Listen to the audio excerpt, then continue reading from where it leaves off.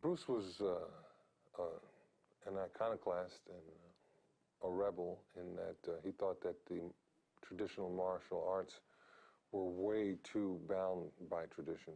Um, People who were not really that effective at martial arts really were not promoting martial arts, but their own nationalistic brand of martial arts and their view of the world, more so than a realistic martial art fighting system. And he wanted to get to the pure essence of the art. Does this sound a little like what's happening in churches today, where people are promoting their own personal ideas of what church should be, instead of pursuing the pure essence of it? In Matthew Pauly's new book, Bruce Lee, A Life, he explains what Bruce achieved with martial arts. Nobody watched the Steve McQueen movie and took up something. People study martial arts because of Lee, and it changed their lives for the better.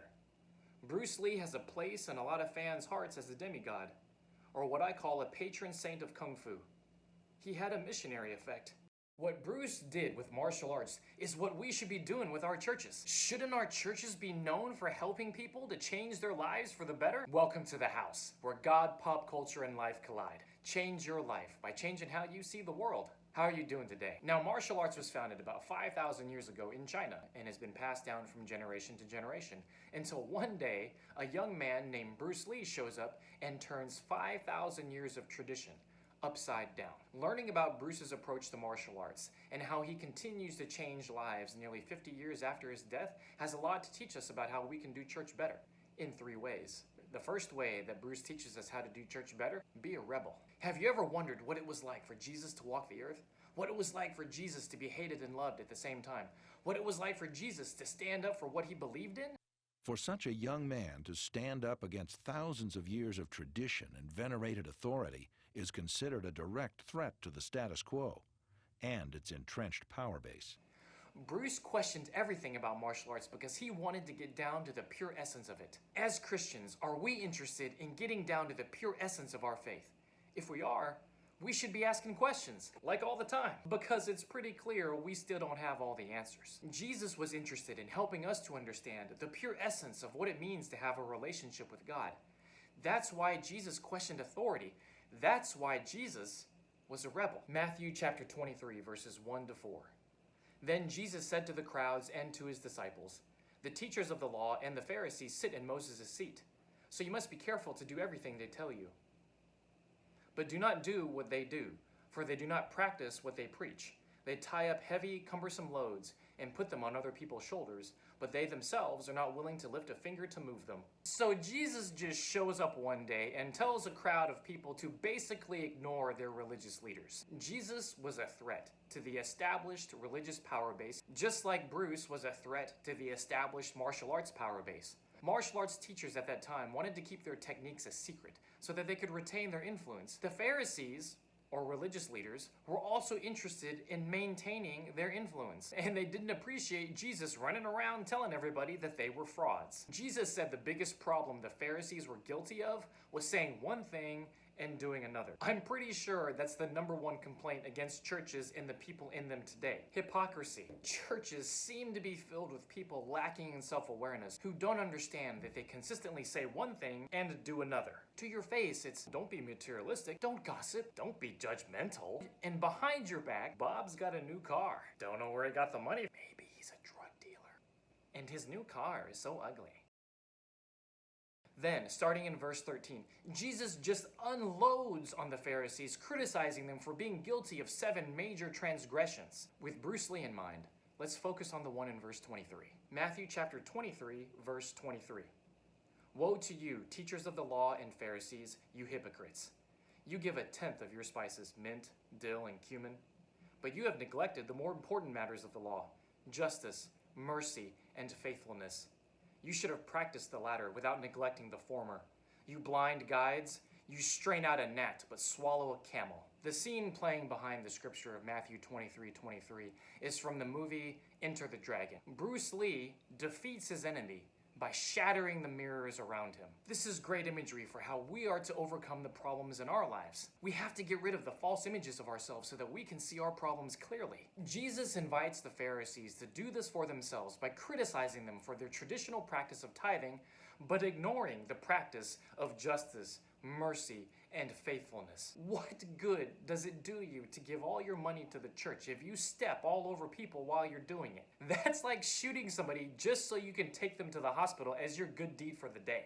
Jesus was willing to rebel against people in authority by telling them that tradition and culture are not to be prioritized over people. We get a glimpse into the strength of character that Jesus must have possessed in standing up for what is right by examining the choices that Bruce made and standing up against people in authority who made decisions based on self-interest. In fact, the second thing that Bruce teaches us about how to do church better, you need to be strong enough to practice the art of dying. Like in the movie when Bruce killed all the false images of himself in the mirror. So many levels. Like everyone else, you want to learn the way to win, but never to accept the way to lose. To accept defeat, to learn to die is to be liberated from it. So when tomorrow comes, you must free your ambitious mind and learn the art of dying. Bruce teaches that whenever you encounter conflict, in his case physical, if you are preoccupied with how much it sucks to lose the entire time you are fighting, you will engineer your own defeat. Self-fulfilling prophecy. Bruce's encouragement is to learn how to lose. To learn how to die is to be liberated from it. The art of dying means not letting the end of things, not letting death define the way you live your life. Matthew chapter 16 verse 25. For whoever wants to save their life will lose it, but whoever loses their life for me will find it. Both Bruce and Jesus invite us to learn how to die so that we can win the fight against death. Finding salvation in Jesus Christ means changing how we view death. There's at least 3 different ways to appreciate this teaching by Jesus. First, big picture. Life has one beginning, birth, and one ending, death. If you spend your whole life worried about your death, trying to save your own life, always looking out for yourself, you will never truly live and you will never come to salvation. 2, medium picture. Life is full of beginnings and endings. Jobs, school, relationships. Get comfortable with the idea that some of these things may not last forever, and in some cases shouldn't last forever. If you can't get comfortable with the ending of things, like relationships, you are going to miss the next opportunity, the next beginning. Third thing, the personal picture. If you spend the whole time that you're in a relationship worried that it's going to end, you won't be able to do the things that are required to keep that relationship going. Letting the parts of yourself die that are destructive to relationships like pride, jealousy, or worry is critical to having healthy relationships. Worrying leads to anxiety, anxiety leads to insecurity, and insecurity leads to... Don't get me wrong, we cannot completely eliminate the worry, the anxiety, the insecurity out of our lives. But we can learn how to deal with them in healthy ways so that we can learn how to let them go. Insecurity leads to destructive behavior like being jealous or judgmental, being a gossip, or hypocritical. All super fun human qualities. Let's do church better by letting these parts of ourselves die so that we can really live. All right, third thing that Bruce teaches us about how we can do church better. Don't look down on the young folk. Bruce died at the age of 32 and is a legend 50 years after his death. Jesus died at 33. I've been in many Asian churches, and unfortunately, there is a cultural bias that leads to a spiritual bias that young people are not wise enough or experienced enough to handle difficult situations. If a 33-year-old man walks into your church with no seminary degree, no family, no kids, never been married, never been a pastor before, are you going to let him lead your church? Maybe yes, maybe no. But remember, that was Jesus' resume. 1 Timothy chapter 4, verse 12. Don't let anyone look down on you because you are young, but set an example for the believers in speech, in conduct, in love, in faith, and in purity. Young people are not there to be voluntold or to be treated as inferior. That is an arrogant and disrespectful way to treat anybody. And Scripture does not approve of any kind of church with that approach to leadership. There's a natural part of us that looks at a young person and only sees the inexperience, the immaturity, or the stupidity. Young people can be exceptional leaders if they are given the right guidance and love. Just ask Bruce or Jesus. So, how does Bruce teach us to do church better? The same way Jesus does. Be a rebel. Question authority. Respectfully, learn the art of dying. Learn the art of dying by letting go of the impulse to be dismissive of young people. Young people bring with them the innovation that allows the human race to have a future. And the traditions that we practice should encourage that innovation, not stifle it. Learning from Bruce's transformation of martial arts and the example set by Jesus in Scripture, church should be a place where tradition meets innovation. If you like what you heard today, hit that like and subscribe, and turn on your notifications. It helps keep this channel going. Peace. Under the heaven, man, there is but one family.